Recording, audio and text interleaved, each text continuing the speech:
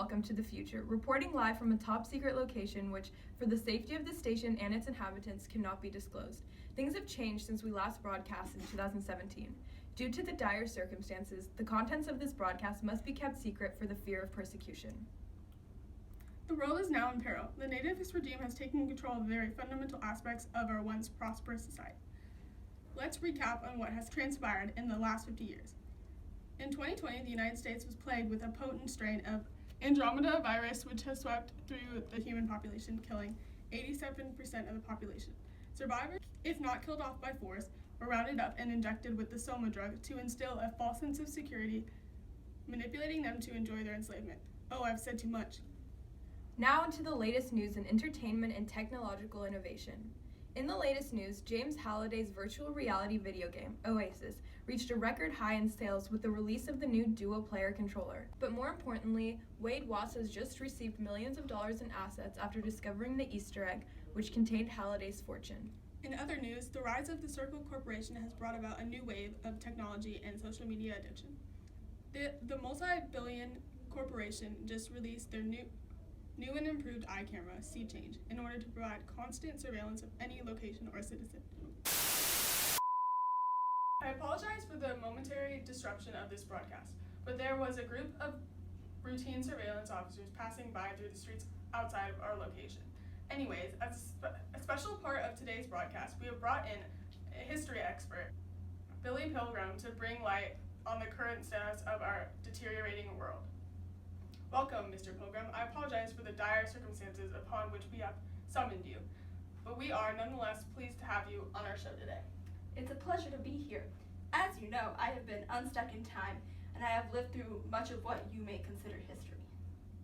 And can you tell us why history is so important in our understanding of today's world and our world tomorrow? I have lived through World War II, the Soviet regime, and it's safe to say, Barb, that there are many parallels between what occurred in the past and what is currently happening in your world.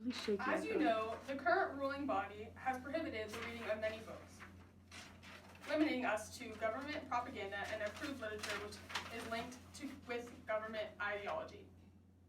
I have read many books in my day, and having lived through perilous times, I have found that books from my time, although considered fiction, hold much truth to them. In many such novels which speak of the future, there is much fact behind the fiction.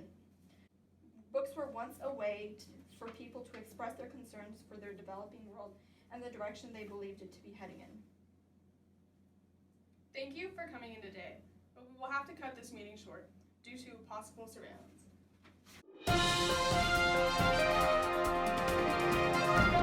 This just in! Huge acid rainstorm has been falling from the sky at a secret location around here.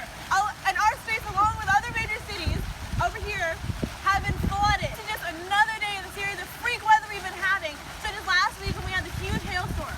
We suggest you keep indoors and wear protective gear when trying to go out.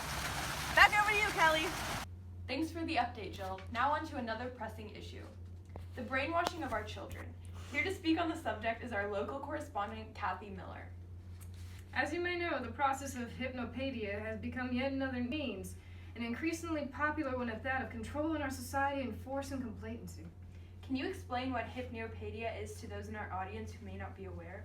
Why, yes, of course. Hypnopaedia, or sleep teaching, is the process by which people are conditioned to follow a certain set of norms, societal values, by listening to recordings in their sleep.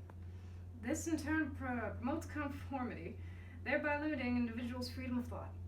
Is it true that children are the main targets of this brainwashing? Of course, a child's mind is highly susceptible to outside influence, more so than that of an adult. It is much easier for the regime to instill their ideologies and beliefs on younger generations than on older ones. Due to the physical makeup of a child's brain, as kids grow up, they listen to repeated recordings telling them what to think and what to feel. It's assimilation and absolute control at its finest. Absolutely awful. Thank you for your time today, Ms. Miller. The pleasure was all mine. I hope that my brief explanation of the manipulation of children will help viewers become more aware of the pressing issue. Due to the threat of government discovery, we will be forced to change locations for our next broadcast.